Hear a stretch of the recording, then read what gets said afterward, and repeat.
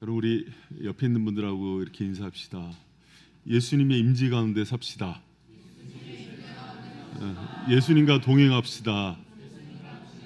여러분, 오늘 철야 예배 가운데 주님이 임재하시고 또 우리를 붙들고 계심을 믿으시기 바랍니다. 여러분, 가끔 저도 그 의정부에서 살 때 아버지 이렇게 후배 중에 이렇게 문희상, 김문원 이런 국회의원들이 있어서 자주 좀 집에 놀러 오고 그러셨어요. 근데 국회의원들이 이렇게 악수할 때, 인사를 하고 그럴 때 다 똑같이 악수하거나 인사하지 않더라고요. 어떤 사람은 손만 이렇게 내미는 사람이 있고, 어떤 사람은 막 두 손으로 이렇게 악수하는 사람이 있고, 어떤 사람은 두 손으로 악수하면서 고개도 막 숙이는 사람이 있고, 또 어떤 사람은 오는 둥 마는 둥 그냥 무표정하게 바라보는 사람이 있는가 하면은 막 쳐다보면 막 입꼬리가 막 올라가는 사람도 있고 그래요. 그리고 막 악수하면서 막 보고 싶었다 그러면서 선물까지 준비하는 사람이 있고 그래요. 여러분, 제가 이렇게 철야 때 와서 주님 이렇게 예배하는 사람들, 성도들 보면서 우리 주님도 이게 성도들을 대할 때 주님의 마음이 있어요. 근데 우리 이게 온 성도들은 하나님이 보실 때 어떤 성도인 것 같아요? 입꼬리가 막 올라가고 승천하고 막 두 손으로 막 이렇게 안아주고 그런 성도겠죠? 아니면은 또 왜 왔냐? 또 그만큼 구했으면 됐지 뭘 또 달라고 왔냐? 그러겠어요? 아니죠. 여러분, 우리나라 말에 버선발로 달려나가는 사람이 있다 그래요. 맨발로. 우리 주님이 여러분 보면은 다 그런 사람이에요. 여러분, 그래서 주님의 마음을 스바냐서 3장 17절에서 이렇게 얘기하는데, 여러분 이게 나에 대한 고백으로, 주님의 고백으로 들으면서 읽었으면 좋겠습니다. 시작. 너의 하나님 여호와가 너의 가운데 계신 그는 구원을 베푸실 전능자시라. 그가 너로 인하여 기쁨을 이기지 못하며 하시며 너를 잠잠히 사랑하시며 너로 인하여 즐거이 부르며 기뻐하시리라. 아멘. 여러분, 주님의 마음이에요. 주님이 나로 인해서 기쁨을 이기질 못한대요. 잠잠히 생각하시고 또 사랑하시고 또 즐거이 부르며 기뻐하는 사람이, 여러분 이렇게 가슴에 손 얹고 그게 나야 이렇게 해보세요. 그게 나요. 여러분이세요. 그리고 제가 이렇게 예배 드릴 때 주님의 마음이 이렇게 느껴질 때가 많아요. 그런데 성도 한 사람 한 사람을 1대1의 관계로 만나주시면서 내가 너를 그렇게 사랑한다는 고백을 들려주시고 싶은 게 우리 아버지이심을 기억하시기 바랍니다. 그리고 오늘 저녁에 다 다른 거 말고 그 예수님의 사랑의 확신과 그 은혜의 누림이 저와 여러분 가운데 있기를 축복합니다. 여러분, 사도 바울이 로마서 8장을 이렇게 마무리하면서 예수님을 믿지만은 여전히 핍박과 환난과 어려운 가운데 있는 성도들을 바라보는 거예요. 그러면서 이 성도들한테 무엇이 가장 필요할까 생각할 때 사도 바울이 마지막 이 세상을 살 힘, 일어나게 할 힘, 또 우리를 어떤 상황 속에서도 다시 꿈꾸게 하고 소망케 하는 그 힘을 주고 싶었던 거예요. 여러분, 그 힘이 뭔지 아십니까? 하나님이 나를 사랑한다는 확신이에요. 여러분, 오늘 본문 말씀이 여러분 살아가는데 평생에 하나님께서 저와 여러분을 향해 던져주시는 그 고백이고 확신으로 받아 누리는 저와 여러분 되시길 축원합니다. 여러분, 부모님도 자녀를 사랑하고 또 이렇게 부부도 사랑하고 형제 자매도 사랑하고 성도도 사랑하고 이웃 간에도 사랑하지만 그런 사랑들은 다 한계가 있어요. 어떤 사람이 환난과 핍박과 기근과 칼이나 권세자나 천사와 높음과 낮음 속에서도 결국 이기고 승리하는가? 바로 예수의 사랑, 하나님의 사랑의 확신 가운데 살아가는 사람이에요. 여러분, 오늘 철야에 여러분을 왜 불렀냐면 주님께서 그 사랑의 힘, 그 사랑의 확신을 주고자 부르신 거예요. 여러분, 그 사랑에 덧입어서 힘있게 나가는 우리 바이센 성도들 되길 축복합니다. 여러분, 근데 그 사랑이 사과도 먹으면은, 여러분, 사과 맛이 있죠? 단맛도 있고 신맛도 있고 상큼한 맛도 있고 또 때로는 약간 좀 씁쓸한 맛도 있고, 그렇죠? 사랑도 그런 맛이 있어요. 사랑에도 다양한 맛이 있는데 오늘 특별히 하나님의 그 사랑을 얘기하면서 우리가 꼭 알아야 되는 세 가지 사랑의 맛을 얘기한단 말이에요. 여러분 그 세 가지 사랑의 맛을 꼭 붙들고 가면은 여러분 정말 들어올 때와 나갈 때 다른 인생이 될 줄 믿으시기 바랍니다. 그럼 여러분 우리가 확신 가운데 붙들고 또 힘있게 살아가게 하는 하나님의 사랑이 어떤 사랑인가? 여러분 첫 번째로 기억해야 되는 게 하나님의 주도적 사랑이에요. 여러분 따라합니다. 하나님의 주도적 사랑.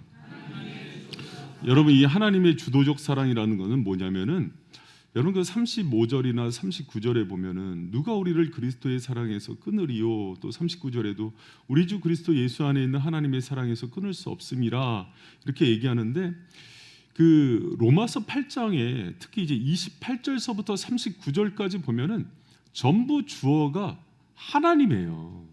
하나님이 우리를 붙들어주는 사랑으로 우리가 그 사랑 가운데 거하는 거예요. 그러면 그 사랑이 우리 편에서 시작된 사랑이 아니라 하나님이 먼저 우리를 사랑하신 사랑 가운데 관계가 맺어졌음을 기억하시기 바랍니다. 여러분 그래서 우리 그 요한일서인데 여기 지금 없는데요. 제가 요한일서 4장 19절에 여러분 이제 집에 가서 한번 찾아보세요. 우리가 사랑함은 그가 먼저 우리를 사랑하셨음이니라 이렇게 얘기해요. 여러분 우리가 하나님을 사랑한 게 아니라 하나님께서 우리를 먼저 사랑했기 때문에 우리가 예수님도 사랑할 수 있고 하나님과의 관계도 누릴 수 있고 이 예배 때 기뻐할 수도 있고 하나님의 말씀에 귀를 기울일 수도 있고 성령의 감동 가운데 나갈 수도 있는 거예요. 누가 먼저 사랑했기 때문에 하나님이 우리를 먼저 사랑했음이라 이 말씀을 꼭 기억하시길 바랍니다. 여러분 그래서 하나님의 주도적 사랑이라는 것은 하나님이 우리를 먼저 사랑했는데 우리를 사랑하는 이유와 조건과 모든 목적이 우리 쪽에 있는 게 아니라 하나님 쪽에 있다는 거예요. 여러분 하나님은 우리를 사랑하실 때 우리의 자격과 조건이 필요 없다고 하셨어요. 그래서 하나님께서 여러분 주시는 그 8장 29절에서 30절 보면은 성령의 황금 체인이 나와요. 하나님이 우리를 예정하시고 택하시고 또 부르시고 의롭다 하시고 거룩하게 하시고 영화롭게 하는 그 모든 과정의 이유와 조건이 하나님이 누군가를 보면 그렇게 사랑이 나가는 존재가 있다는 거예요. 내가 연약하고 부족한데도 불구하고 하나님께서 나를 그렇게 사랑하도록 하나님 쪽에서의 그 사연이 우리를 붙드신다는 거예요. 여러분 저와 여러분이 모두 다 그런 존재임을 기억했으면 좋겠어요. 그래서 여러분 로마서 5장 8절에 뭐라 그래요? 우리가 아직 죄인 되었을 때 그리스도께서 우리를 위해서 죽으심으로 우리에 대한 자기의 사랑을 확증하셨느니라. 할렐루야.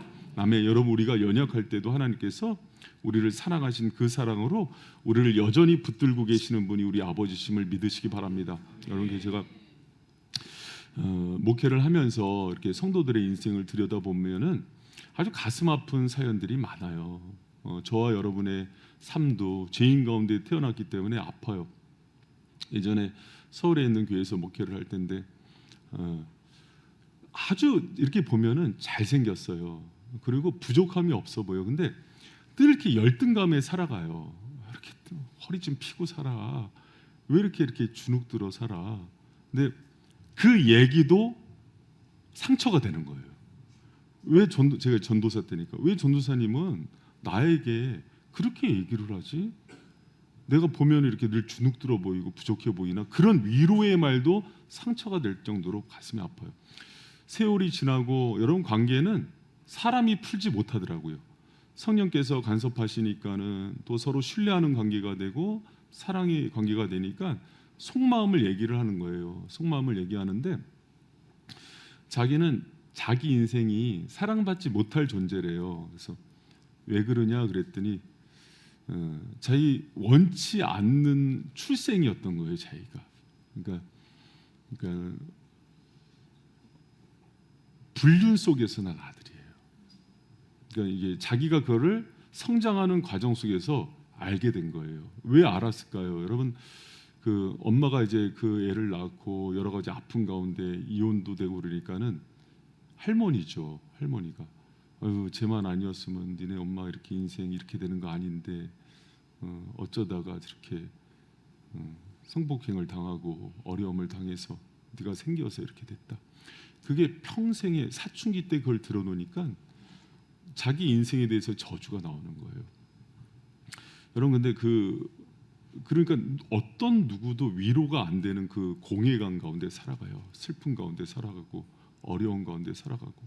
그런데 여러분 그 사람이 맺어지지 않는 그 사랑과 또 내가 이런 사람인데 주님이 나를 만나 주시고 사랑해 주실까 하는 그 의심 가운데 살아갈 때 예수님이 찾아와 주신 거예요. 근데 처음에는 그게 그렇게 이해할 수가 없는 거예요. 정말 이분이 나를 사랑하실까?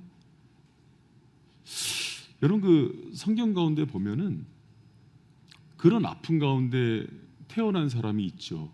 누구예요? 솔로몬이요. 여러분 솔로몬은 그 어머니 아버지의 관계가 불륜이었어요. 그리고 누가 봐도 여러분 솔로몬이 그 성전에서 이렇게 어렸을 때 자랄 때 사람들이 왕궁에 있는 사람들이 얼마나 말이 많아요.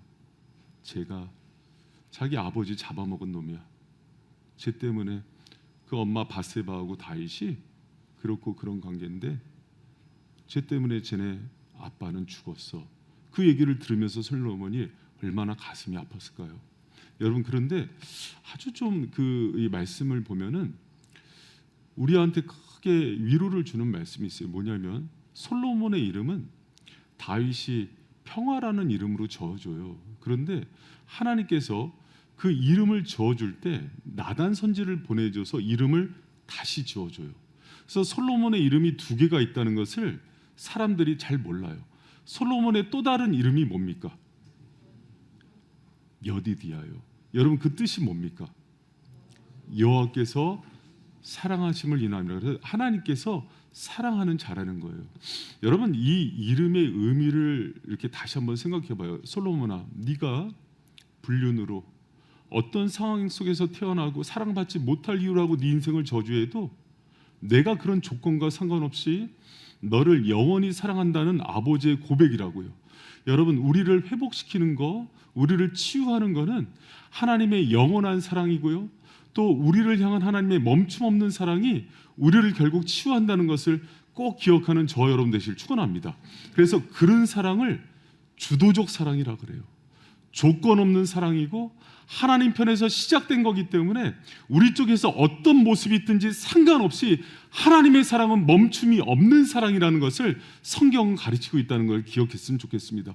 여러분 제가 에베소서 2장 3절에서 5절 말씀, 1절에서 사실 5절 말씀인데 이걸 굉장히 좋아해요. 우리의 모습을 2장 1절에서 3절까지 보면은 진노의 자식이고 세상의 풍속을 따랐던 자이고 육신의 욕심대로 살아갔던 자인데 사랑받을 만한 조건이 없잖아요. 오죽하면 이름이 진노의 자녀예요. 진노의 아들이에요. 이 아들은 제 가운데 태어나서 하나님의 저주와 진노를 쏟아붓는 대상이라고요. 그런데 갑자기 반전이 하나가 나와요. 그게 4절입니다. 여러분 우리 4절 말씀 같이 한번 읽어봐요. 시작. 긍휼에 풍성하신 하나님이 우리를 사랑하신 그 사랑을 인하여 5절입니다. 시작. 허물로 죽은 우리를 그리스도와 여러분 봐요. 3절과 4절 사이에 하나님이 긍휼과 사랑이 나타나서 살려야 되는 이유와 원인과 조건이 나타나야 맞아요. 그렇게 진노의 자녀였는데 우리가 마음을 고쳐먹고 주님을 사랑하는 자가 되었다. 이제는 모든 죄를 끊고 주님께 나아간 자가 되었다. 그런데 그렇지 않다고요. 여전히 죄 가운데 있고 여전히 진노의 자식인데 그 나를 사랑하는 이유가 나를 바라보면 긍휼에 풍성하신 하나님이 사랑이 쏟아진다고요. 진노가 쏟아져야 되는 대상인데 나를 보면 하나님의 눈물이 쏟아진다고요. 그 표현을 긍휼에 풍성하신 하나님이 나를 향한 마음이라고 얘기해요. 여러분 긍휼이라는 이 헬라어 단어가 엘레오스인데 히브리어 레헴이에요. 자궁 안에 있는 자식을 바라보는 어미의 마음이 진노의 자녀인 나에게 하나님의 사랑이 쏟아지는 거예요. 여러분 그 사랑이 하나님의 주도적인 사랑이고 나를 향해서 여러분 조건 없는 사랑으로 하나님께서 지금 부어주고 있음을 믿으시는 저와 여러분 되시길 축원합니다. 여러분, 로마서 8장은 사도 바울이 전반부의 모든 교리를 정리하면서 다른 거 다 잊어도 되는데 이거 하나는 꼭 붙들고 가라. 하나님이 너희로부터 시작한 게 아니라, 너희가 하나님을 사랑해서가 아니라, 너희 한 사람 한 사람이 하나님이 자궁에 있는 그 아이를 바라보는 산모의 심정으로 그렇게 긍휼을 가지고 쳐다보고 있는 존재란다. 내가 지금 여러분 철야기도 오기 전에 일주일 동안 뭐 했어요? 주님이 이렇게 사랑해주고, 주님께서 이렇게 만나주시고 찾아와 주시고 흐르는 눈물을 닦아주시고 복을 받을 만한, 사랑할 받을 만한 짓을 하고 왔나요? 아니에요. 우리는 그러지 않았어요. 그런데 하나님이 주도적이고 조건 없는 사랑을 부어주는 존재가 있다는 거예요. 그게 저와 여러분이에요. 여러분, 사도 바울은 이 사실이 너무 놀라웠던 거예요. 어떻게 보면은 죄와 짝하고 버타던 존재, 사생아와 같고 불륜의 자녀로 태어난 그런 존재와 같은 우리에 대해서 왜 하나님이 나를 이렇게 사랑하실까? 사도 바울이 이것을 생각하면은 왜 날 사랑하실까 하는 그 고백 가운데 이 마지막 8장을 마무리하게 된다고요. 여러분, 하나님이 저와 여러분을 향한 이 영원한 사랑이 있음을 꼭 기억하는 저와 여러분 되시길 축원합니다. 할렐루야. 이게 하나님의 사랑이 가지고 있는 첫 번째 맛이에요. 그리고 두 번째로 중요한 하나님의 사랑을 여러분, 그 로마서 8장 35절에서 39절에 보면은 반복적으로 쓰고 있는 단어가 있어요. 끊을 수 없는 사랑이. 우리 노란 것만 같이 한번 읽어봐요. 시작. 누가 우리를 그리스도의 사랑에서 끊으리요. 아멘. 우리 또 39절 또 같이 한번 읽어봅니다. 시작. 예수 안에. 여러분, 그 사실이 너무 중요해서 사도 바울이 강조해서 얘기한다고요. 누가 우리를 그리스도의 사랑에서 끊으리요. 예수 안에 있는 하나님의 사랑에서 끊을 수 있는 자가 없느니라. 할렐루야. 여러분, 이 35절에서 39절은 반복적으로 읽기만 해도 내면이 치유되는 말씀이래요. 여러분, 이 말씀, 하나님의 끊을 수 없는 사랑이 향하고 있는 대상이 있다고요. 그게 여러분, 오늘 저녁에는 우리라고 얘기하지 않았으면 좋겠어요. 나라고 얘기했으면 좋겠어요. 하나님의 끊을 수 없는 사람이 나를 바라보고 있다고요. 여러분, 우리는요 때로는 이 군중 속에 묶여 있어요. 그래서 바이셈을 사랑하죠. 바이셈 성도들을 사랑하죠. 철야에 온 성도들을 사랑하죠. 아니라니까요. 여러분 이름을 하나하나 부르시면서 너 때문에 내가 사랑하고, 너를 내가 주도적으로 사랑했고, 조건 없이 사랑했고, 또 끊을 수 없는 사랑을 가지고 있다고 고백하시는 거예요. 여러분, 이 사랑을 누렸으면 좋겠습니다. 그리고 이 사랑을 오늘 저녁에 성령께서 여러분 가슴에 철필로 새기는 은혜가 있기를 축원합니다. 그게 우리를 살게 하는 힘이라고요. 그럼 제가 이제 올해 우리 교회 가운데 올해만 이제 4커플 결혼했잖아요. 그래서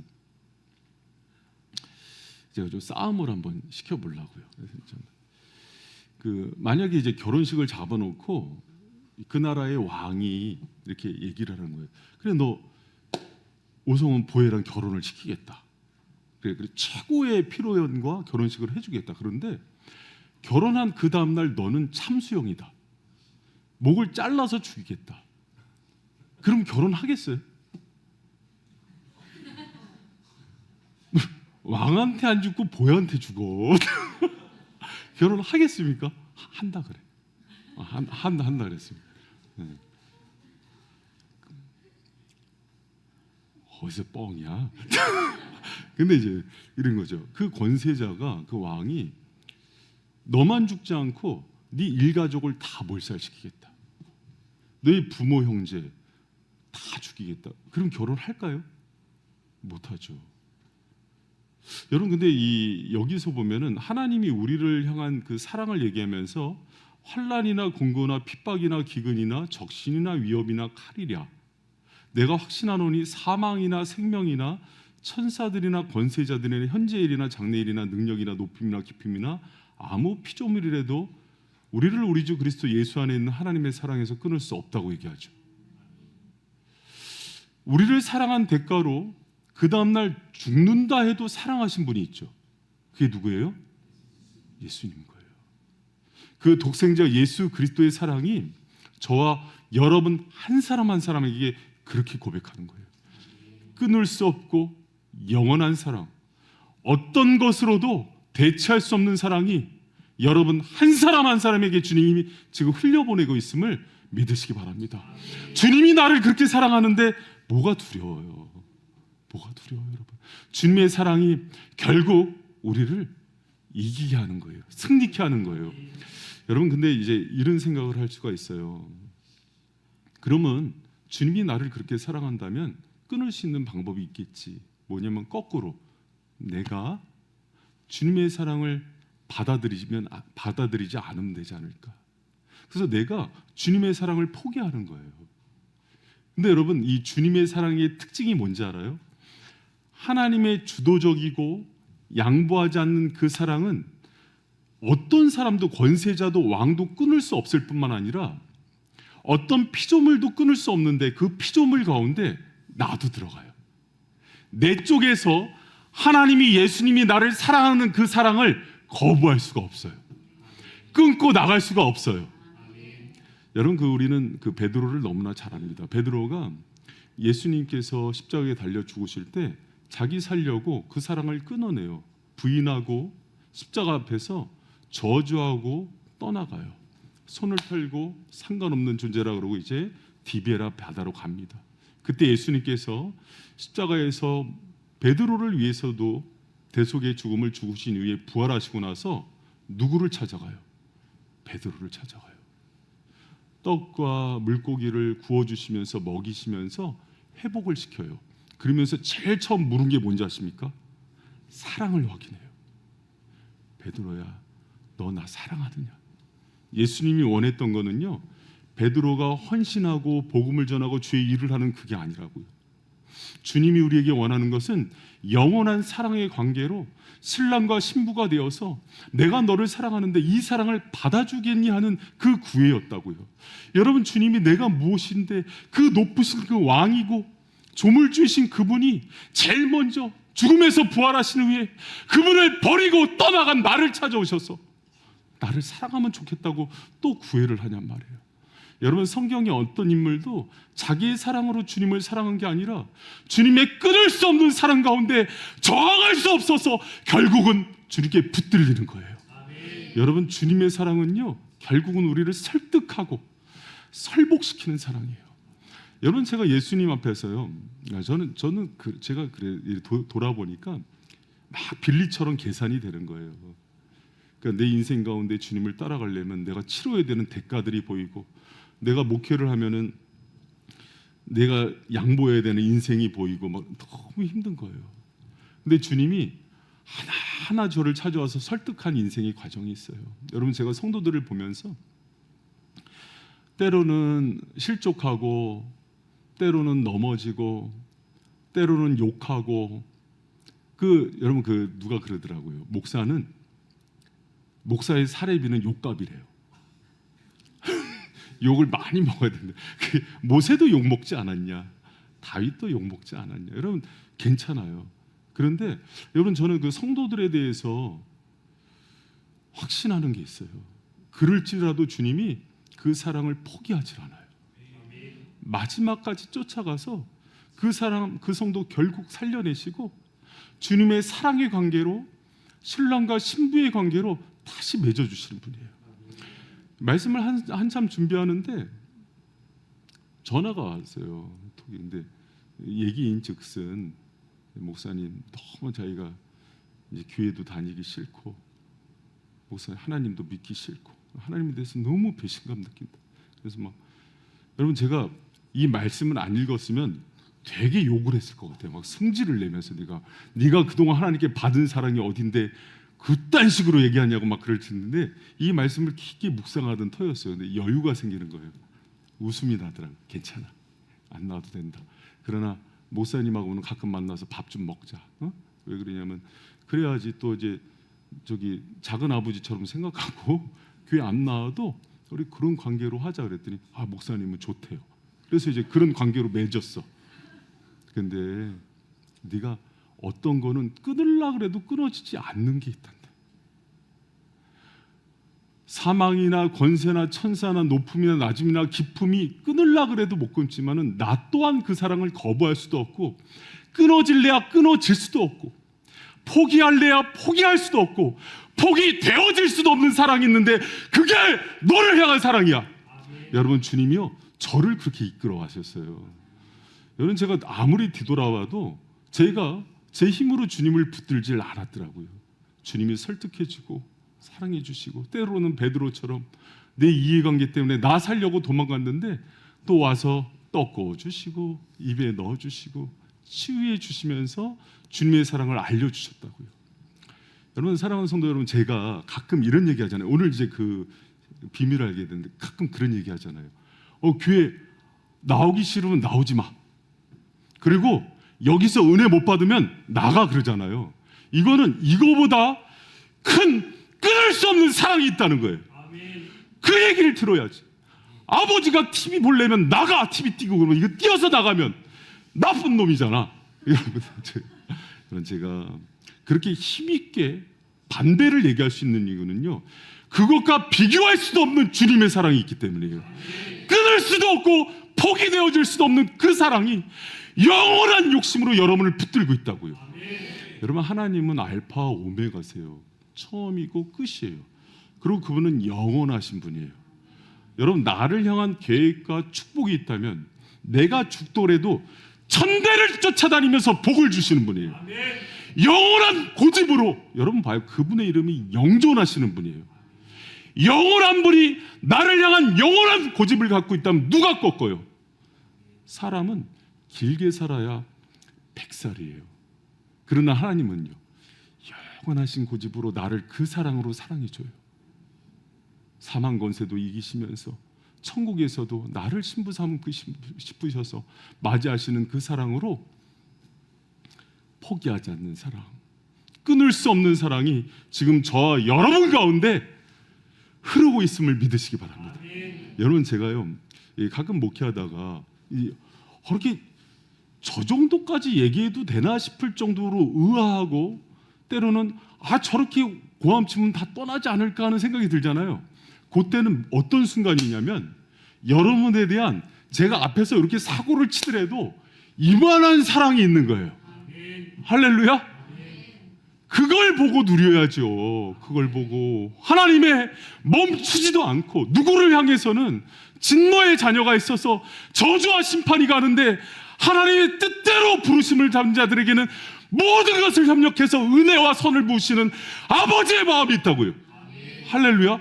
여러분, 오늘 한 사람 한 사람이 주님에게는 그런 존재예요. 여러분, 그 사랑의 고백을, 여러분, 그런 사랑의 고백, 눈물의 고백을 울면서 해도 시원치 않은데 이렇게 호통을 치는 이유는 그 사랑의 크기가 어마어마하기 때문입니다. 여러분, 나를 향해서 멈춰지지도 끊어지지 않는 그 사랑 가운데 붙들리고 어떤 상황 속에서도 흔들리지 않는 우리 성도들 되시길 축원합니다. 근데 여러분, 이 앞에 이 두 가지죠. 주도적이면서 나를 어떤 조건과 이유도 없이 그분이 사랑의 이유예요. 나를 보면 그분의 마음에 내가 있기 때문에 흘려보내는 그 사랑, 그리고 끊을 수 없는 사랑, 이게 지향하는 게 하나가 있어요. 이게 너무 중요해요. 이게 뭐냐면 결국 이기게 하는 사랑이 됩니다. 여러분, 우리 그 말씀을 37절을 한번 읽어보는데 같이 한번 읽어봅니다. 시작. 그러나 이 모든 일에 우리를 사랑하시는 이로 말미암아 우리가 넉넉히 이기느니라. 아멘. 그러나 이 모든 일에 다른 것으로 이기지 않는다고요. 내가 지식이 많아서, 돈이 많아서 이기는 게 아니라고요. 온 우주의 주인이신 아버지가 나를 내 생명보다 더 귀하게 여기시는 그 하나님이 나의 후견이시라고요. 그 사랑이 이기는 거예요. 여러분, 사랑에 부유한 자들 되시기를 축원합니다. 여러분, 그분의 포기하지도 않고 끊어질 수도 없는 그 사랑이 모든 것에서 이기게 하는 능력이 됨을 기억하시기 바랍니다. 여러분, 근데 여기서 한 가지 기억할 게 있어요. 39절이나 35절에서 반복적으로 쓰고 있는 단어가 있어요. 그게 뭐냐면 그리스도의 사랑이에요. 하나님의 사랑을 얘기하면서 그리스도의 사랑, 그리스도 안에 있는 사랑이라고 얘기해요. 왜 그러냐면 하나님의 사랑의 절정과 클라이막스가 예수 그리스도의 십자가에서 드러났기 때문에요. 여러분, 그 사랑이 여러분을 향하고 있다고요. 십자가의 대속의 사랑, 독생자를 아낌없이 내어주는 그 사랑이 여러분에게 향하고 있음을 기억하시기 바랍니다. 그래서 십자가는 사도 바울이 능력이라고 얘기해요. 여러분이 고린도전서 1장 18절 같이 한번 읽어봐요. 시작. 십자가의 도가 멸망하는 자들에게는 미련한 것이요. 여러분, 세상 사람들은 모르죠. 그 십자가의 사랑이 얼마나 위대한지. 그 십자가의 사랑이 우리에게는 하나님이 가장 큰 능력이 되는 거예요. 여러분, 우리가 귀신이 막 성도들을 괴롭혀요. 그럼 귀신한테 가서 너 내가 100억 있다 나가라 그럼 뭐라 그래요? 귀신이 아마 귀신이 조롱하고 그 100억으로 뺨을 때릴 겁니다. 그럼 내가 이 나라의 대통령인데 나가라 그럼 귀신이 뭐라 그러겠어요? 여러분, 귀신이 아마 군대 귀신 데리고 와서 그 대통령 미치게 만들 수도 있어요. 그렇죠? 내가 미스 코리아야 나가 그러면은 귀신이 웃죠. 그런데 그 귀신에게, 사탄에게 예수 그리스도의 이름으로 떠나라 그러면 어떻게 돼요? 떠나요. 근데 그 이름의 권세를 쓸 수 있는 사람은 주님이 사랑하는 사람이에요. 예수의 보혈로 그분의 자녀가 된 자들이에요. 주님이 사랑했기 때문에 그 십자의 권세를 준 사람에게 그 능력이 있다고요. 할렐루야. 여러분, 우리에게는 이 세상에 가장 큰 힘이 있다고요. 능력이 있다고요. 그게 바로 예수의 십자가의 능력이에요. 십자가에서 보이신 그 사랑으로 우리를 덧입게 했다고요. 여러분, 그 은혜가 저와 여러분에게 최고의 사랑이고 능력임을 꼭 기억하시기 바랍니다. 여러분, 그 세상에서 힘이 센 거는 돈이잖아요. 돈. 그렇죠? 만몬이죠. 그래서 현대인들에게 가장 큰 우상이 세 가지가 있대요. 그게 하나가 자아가 제일 크대요. 내가 제일 우상이 된 시대이고, 두 번째가 돈이래요. 그리고 세 번째가 쾌락이랍니다. 모든 중독은 쾌락에서 나온대요. 쾌락을 누리고 싶어서 중독을 쫓아가고 그때 도파민이 나온대요. 여러분, 그런데 그 모든 우리 인생 가운데 있는 크고 작은 모든 문제들을 깨트리고 회복시킬 수 있는 능력은 십자가의 보혈에 있어요. 여러분, 믿습니까? 그 보혈의 권세를 경험하는 거예요. 그러면서 이 땅 가운데서 여러분, 우리 그 사도행전 3장에 보면은 선전 미문의 안질뱅이를 베드로와 요한이 고칠 때 뭐라 그래요? 금과 은은 내게 없다 그러죠. 무슨 얘기예요? 세상에서 가장 힘세다고 얘기하는 금과 은은 내게 없는데 뭐가 있어요? 나사렛 예수 이름이 있다 그래요. 우리를 위해서 십자가에 달려 죽기까지 사랑하신 그 십자가의 능력이 있다. 이 이름으로 일어나 걸으라 그래요. 그러니까 어떤 능력이 일어납니까? 일어나 걷고 뜁니다. 여러분, 우리에게 가장 큰 능력이에요. 그래서 십자가의 능력이 모든 것을 이기게 한다는 것을 꼭 기억하는 저 여러분 되시길 축원합니다. 여러분, 그 성도들의 그런 어떤 성화의 과정, 인생의 모습이 잘 나타나는 게 출애굽기예요. 구원받은 성도들의 모습. 그럼 여러분 한번 생각해 보세요. 모세가 이스라엘 백성들을 이렇게 이끌고 갈 때 모세와 이스라엘 백성은 힘이 없어요. 그런데 당시에 가장 강하다는 애굽과 또 바로의 손에서 그들을 마지막 건져낼 때 유월절 어린 양의 보혈을 바르죠. 예수 그리스도의 십자가를 상징하는 그 보혈을 바르니까 패스오브, 죽음의 신이 넘어가지 않아요? 죽음의 신도 이기게 하고 애국과 바로도 무릎 꿇게 하는 것은 십자가의 능력이었다고요. 할렐루야. 여러분, 이스라엘 백성들이 하나님을 원망하면서 저주하니까는 불뱀을 풀어서 물어 죽게 하잖아요.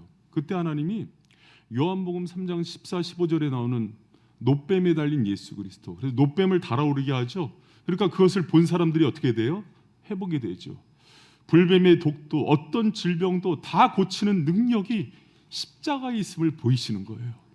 여러분, 십자가의 권세는 치유의 능력이고 생명이고 모든 사망 권세를 이기는 힘임을 믿으시기 바랍니다. 우리가 여러분 광야에서 사막에서 좌우를 분별치 못하고 어디로 가야 될지 모를 때 여러분 구름기둥 불기둥이 어디서 나와요? 지성소에서요. 쉬운 자 위 법궤, 쉬운 자는 보혈을 부어서 그것을 통해서 대속의 은혜가 임하는 장소이기 때문에 십자가를 뜻해요. 여러분, 우리를 광야 같은 인생길에서 인도하시고 길에 등과 빛이 되게 하는 능력도 십자가에 있는 거예요. 여러분, 십자가는 하나님께서 우리에게 보여주신 가장 위대한 사랑이면서 능력이 되고 결국 모든 것들을 이기게 하는 힘이 된다는 것을 기억하시기 바랍니다. 할렐루야. 여러분, 저는 35절에서 39절을 이렇게 한번 다시 보면서 이런 생각이 드는 거예요. 여러분, 이 고백을 한번 다시 한번 하나하나 생각하면서 크게 한번 읽어봤으면 좋겠어요. 한번 같이 한번 읽어봐요. 시작. 누가 우리를 그리스도의 사랑에서 끊으리요? 환난이나 공고나 핍박이나 기근이나 적신이나 위협이나 칼이랴. 내가 확신하노니 사망이나 생명이나 천사들이나 권세자들이나 현재일이나 장래일이나 능력이나 높음이나 깊음이나 다른 피조물이라도 우리를 우리 주 그리스도 예수 안에 있는 하나님의 사랑에서 끊을 수 없으리라. 아멘. 아멘. 여러분, 저는 이걸 보면서 바울이 이거를 하나하나 적어가면서 이 대목마다 환난, 공고, 핍박, 기근에서 나를 이기게 하신 그리스도의 십자가의 능력과 사랑을 기억했을 것 같아요. 여러분, 사도 바울은요, 가말리알 문외였고 사내들인 공의에, 지금으로 얘기하면 국회의원이라는 좋은 직장이 있었던 사람이에요. 근데 예수 때문에 그 모든 것들을 내려놨을 때 먹고 사는 게 막막했다고요. 그래서 여기 바울이 얘기하는 기근이나 핍박, 적신 이런 어려움들은 그가 직접 당했던 거예요. 오늘 당장 실직자가 돼서 예수 때문에 무엇을 먹을까 고민할 때 하나님이 바울을 먹이셨다고요. 예수의 십자가가 그를 살리셨다고요. 여러분, 이고니온에서는요, 여러분 성경에서 바울이 사도행전에서 복음을 전할 때 두들겨 맞아서 죽었다고 나와요. 원문에. 죽음 가운데서 건져셔서 살리신 분이 예수 그리스도의 십자가라고요. 할렐루야. 바울은 이거 하나하나를 경험해요. 그리고 바울이 유대교회에서 기독교로 개종했을 때 유대인들 40명 결사대가 바울 죽기 전까지는 밥 안 먹겠다 그래요. 근데 그 바울을 로마 호위대를 통해서 보호하시고 하나님께서 지키셨다고요. 예수의 십자가가 바울을 지킨다고요. 여러분, 그 은혜가 저 여러분 가운데 있기를 축원합니다. 여러분, 사도 바울은요, 관계적으로도 되게 어려웠어요. 그래서 유대인들한테도 버림을 받았지만 그리스도인들에게도 늘 핍박자였기 때문에 경계했어요. 그러나 바나바라는 사람을 통해서 관계가 회복되고 그럴 때 하나님께서 그 모든 관계에 평화를 주신 거는 십자가 안에서 자와 우를 하나되게 하시는 하나님의 은혜의 능력이었다고요. 바울은요, 관계가 회복되는 거, 죽음에서 살아나는 거, 모든 능력, 십자가에서 보이신 그 사랑이 자신을 치유하고 회복하는 것들을 경험한 거예요. 여러분, 우리 가운데 결국 이기게 하는 주님의 사랑이 저와 여러분 가운데 있음을 믿는 우리 바이신 성도들 되시길 축원합니다. 여러분, 제가 과거에는 제가 이 얘기만 하고 좀 이제 마칠게요. 이 8장의 얘기는 해도 해도 끝이 없어요. 너무 놀라운 그 은혜이기 때문에 제가 과거에는 좀 오해가 있어서 안 좋아했던 목사님인데 사람은 깊게 들여다보고 사귀어봐야지 풀리는 것 같아요. 근데 그분에 대해서 제가 다시 보게 되는 그런 일이 있었는데 연세중앙교회 윤석전 목사님이세요. 저는 약간 좀 잘못 왜곡된 성령 운동을 하시는 분으로 오해를 했는데 그렇지 않더라고요. 그분이 경험한 주님의 은혜가 되게 크더라고요. 그러니까 제가 그분 간증을 들으면서 한번 정말 펑펑 운 적이 있어요. 그게 이제 그 오해가 풀리는 시점인데, 어렸을 때 한 동네에 100호가 안 되는 집이 있었는데, 요거만 하고 마칠게, 잘 주목해요. 이 100호가 되는 집이 돌아가면서 자기 엄마 아빠 부부싸움 말리는 당번을 세웠대요. 우리 교회 그런 사람 없죠? 근데 이제 싸움의 정도가 저러다 죽겠다 할 정도의 싸움이었기 때문에 그렇게 당번을 세워서 말렸대요. 그리고 목사님이 초등학교 때 학교를 갔다 오면은 항상 집에서 깨지는 소리, 엄마의 울음소리, 아빠는 이게 알코올 중독자였거든요. 술 먹고 취해서 엄마를 때리는 소리가 끊이질 않았대요. 목사님의 꿈이 그냥 가정의 평화 가운데 살아가는 거였나 봐요. 초등학교 4학년인데 어느 날 이제 우리 인후만 할 때지. 어느 날 학교 갔다 오는데 집이 조용하더래요. 이게 무슨 일이지? 그래서 너무 기대감 가운데 이렇게 문을 들여다보는데 안방에서 아빠는 저 안쪽에서 담배를 피고 있고 엄마는 저쪽에서 목에 줄을 매고 매달아서 숨이 끊어져 있더래요. 집에 이제 큰 못에다가 목을 매서 죽어 있는 거예요. 자기 동생이랑 그걸 보다가 너무 놀라서 뛰어 들어가 갖고 엄마를 그 이제 어린 나이에 풀러니까 엄마가 축 떨어지는데 이미 시간이 많이 지났는지 온몸이 차가워지고 숨이 끊어져 있어 갖고 근데 그걸 보더니 아버지가 슥 일어나서 나가더래요. 너무 충격을 받아 갖고 그때 여러분 봐요. 집안에 핍박과 환란이 많으면 아들과 엄마가 예수님 붙들며 살아가는 거예요. 근데 이 윤석준 목사님 그런 고백을 해요. 어린 나이에도 무서운 게 뭐냐면 엄마 없이 어떻게 살까? 엄마 없이 어떻게 신앙생활하고 내가 아빠를 어떻게 감당할까 하는 생각을 했대요. 그래서 죽은 엄마 시체를 붙들고 엉엉 울면서 하나님께 기도를 했대요. 4학년인데 2시간이 넘게 기도를 했대요. 주님은 우리를 위해서 십자가에 달려 죽으시고 죽은 나사로도 살리신 분인데 그 십자가의 능력으로 엄마 살려달라고 그렇게 펑펑 울면서 기도를 했대요. 2시간쯤 지날까 엄마가 움직이더래요. 그 숨이 콕콕해서 이게 진짜인가 그러면서 여러분 사람의 기도가요. 우리가 왜 기도를 못하냐면 아직 내가 살만해서 안 되는 거예요. 주님 그분과의 관계를 열 때 사지로 몰아넣을 때가 있어요. 그러니까 윤석종 목사님이 그 어린 나이에 영성이 터진 거예요. 그러니까 그런 영성 사역을 하루에 6시간, 8시간 기도하는 이유를 이제 그래서 얘가 오해가 풀렸어요. 왜 강단에서 자면서 목회를 하는지 이제 오해가 풀린 거예요. 그러니까 이 종놈이 교만해갖고 그 어른을 판단을 했더라고요. 근데 4학년 때 그러다가 엄마가 살아나는 걸 경험한 거예요. 엄마가 눈을 뜨자마자 자기를 위해서 눈물로 기도한 4학년 목사님 뺨을 때리더래요. 철썩철썩 막 그러더니 어머니가 눈물을 흘리면서 내가 예수님 손 붙들고 천국에 있었는데 네가 기도를 하니까 예수님이 내 손을 붙들고 보여주더래요. 그 목사님을. 그러면서 땅을 봐라. 죽은 나사로도 살리시는 주님, 우리 엄마 살려달라고 네 아들이 간절히 기도하는데 나사로 보고 잔다고 하신 예수님께서 우리 엄마 자는 엄마 깨워달라고 얘기하는데 내가 어떻게 너를 안 보낼 수 있겠느냐. 그러면서 딸을 보내주더래요. 그래서 목사님이 이 간증을 하면서 되게 조심스러워하세요. 왜 하냐면 왜곡될까 봐. 하나님께서 너무나 귀히 준 선물인데 그게 왜곡될까 봐 한 번도 방송이나 이런 데서는 간증을 안 하신 거예요. 왜? 너무 귀한 하나님의 영광은 사도 바울처럼 삼층천 갔다 온 얘기를 침묵할 수밖에 없는 거거든요. 그 엄마가 살아난 거예요. 여러분, 그러니까 그 4학년 때 그걸 경험하니까 자기는 기도 가운데 역사하시는 주님이에요. 십자가에 달리신 예수의 능력과 그 사랑은 죽은 어머니도 살려내는 힘이 되는 거예요. 그 권세를 어렸을 때 받은 거예요. 목사님은요, 이 말씀이 실제예요. 사망이나 생명이나 권세자나 높음이나 낮음이나 천사나 죽음이나 칼도 그 어떤 것도 그리스도 예수에 대한 예수가 우리를 향한 그분의 사랑에서 끊을 수 없느니라. 할렐루야. 여러분, 저는 우리 성도들이 그 신앙생활하면서 그 주님의 깊고 크고 놀라운 사랑, 그 위대한 사랑, 결국 이기게 하시는 그 사랑, 나를 사랑하기 때문에 이 땅 가운데서 그냥 그렇게 살아가지 않기를 원하는 아버지의 부요한 사랑을 경험하는 우리 바이샘 성도들 되시길 축원합니다. 여러분, 저는 이 오늘 그 철회에 오신 분들 정말 수지 맞았어요. 주님이 이렇게 부족한 종을 통해서 목이 터져라고 들려드리고 싶은 거예요.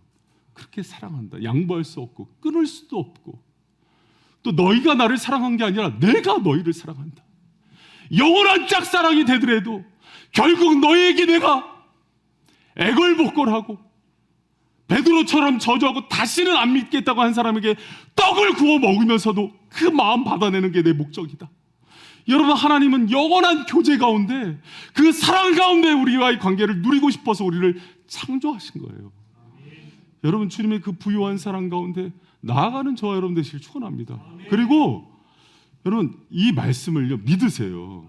주님이 이렇게 사랑하는 사람들은 결국 이겨요. 그 사랑이 이기게 한다니까요.